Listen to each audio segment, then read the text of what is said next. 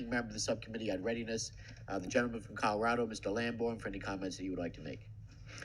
Thank you, Mr. Chairman. And thank you, Chairman Garamendi. I'd like to echo your comments, especially regarding the bipartisanship that has driven the process thus far. Over the past several days, Readiness has received over 120 amendments covering issues like military infrastructure, sustainment, and quality of life for military personnel and their families, among many other topics. The primary job of the Readiness Subcommittee is to ensure that our troops have the resources they need to execute the missions they are assigned. And I know I share concerns with many of my colleagues on this committee when it comes to the situation on the ground in Kabul.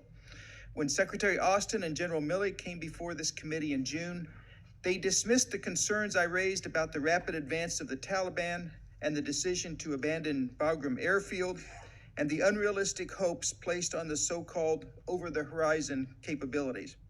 So I look forward to a robust discussion on the terrible and entirely preventable situation now unfolding in Afghanistan. And I also look forward to a discussion on the department's top line. The president's failure to request a budget that kept up with inflation, let alone met the 3 to 5% recommended growth of the Bipartisan National Defense Strategy Commission to maintain deterrence against competitors like Russia and China, will be remedied by this committee in a bipartisan manner, I hope and believe.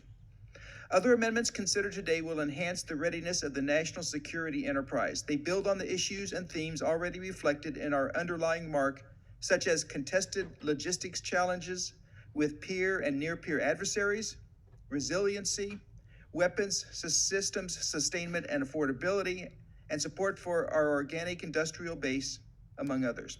I'd also like to thank the staff for working tirelessly the past several days and months, including my MLA, Andy Braun, and Chris, my Space Force fellow. I again want to thank the committee members for their engagement and for their continued involvement as we work toward enacting another NDAA. I look forward to today's debates and voting on the final product, and with that, I yield back.